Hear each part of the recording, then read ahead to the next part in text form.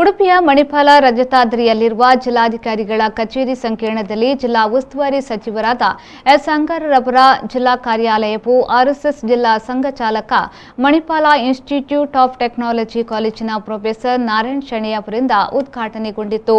ಈ ಸಂದರ್ಭದಲ್ಲಿ ಉಡುಪಿ ಜಿಲ್ಲಾ ಬಿಜೆಪಿ ಅಧ್ಯಕ್ಷರಾದ ಕೊಯ್ಲಾಡಿ ಸುರೇಶ್ ನಾಯ್ಕ್, ಉಡುಪಿ ಜಿಲ್ಲಾ ಪಂಚಾಯತ್ ಮಾಜಿ ಅಧ್ಯಕ್ಷರಾದ ದಿನಕರ್ ಬಾಬು, ಜಿಲ್ಲಾಧಿಕಾರಿಗಳಾದ ಕುರ್ಮಾರಾವ್, ಉಡುಪಿ ಜಿಲ್ಲಾ ಪೊಲೀಸ್ ವರಿಷ್ಠಾಧಿಕಾರಿ ವಿಷ್ಣುವರ್ಧನ್, ಅಪರ ಜಿಲ್ಲಾಧಿಕಾರಿ ಸದಾಶಿವ ಪ್ರಭು ಸೇರಿದಂತೆ ಬಿಜೆಪಿಯ ಪ್ರಮುಖರಾದ ಮಹೇಶ್ ಠಾಕೂರ್, ಸತ್ಯಾನಂದ ನಾಯಕ್, ನಯನ ಗಣೇಶ್ ಮೊದಲಾದವರು ಉಪಸ್ಥಿತರಿದ್ದರು।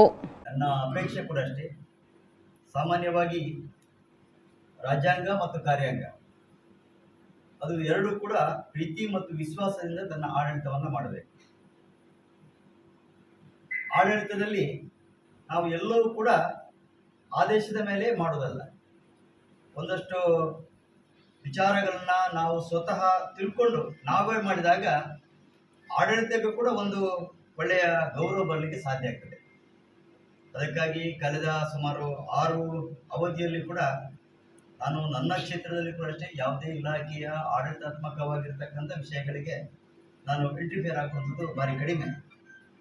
ಇಲ್ಲಿಯೂ ಕೂಡ ಅಷ್ಟೇ ಆಡಳಿತಾತ್ಮಕ ವಿಷಯಕ್ಕೆ ನಾನು ಇಂಟರ್ಫಿಯರ್ ಆಗೋದಿಲ್ಲ, ಆದರೆ ಇಂಟರ್ಫಿಯರ್ ಆಗುವಂಥ ರೀತಿಯಲ್ಲಿ ಯಾರು ಕೂಡ ಮಾಡಿಕೊಳ್ಳಬಾರದು ನನ್ನ ಅಪೇಕ್ಷೆ। ಅದಕ್ಕಾಗಿ ಒಟ್ಟು ಕಾರ್ಯಾಂಗ ಮತ್ತು ರಾಜ್ಯಾಂಗ ಒಟ್ಟು ಒಳ್ಳೆಯ ಕೆಲಸವನ್ನು ಮಾಡಬೇಕು।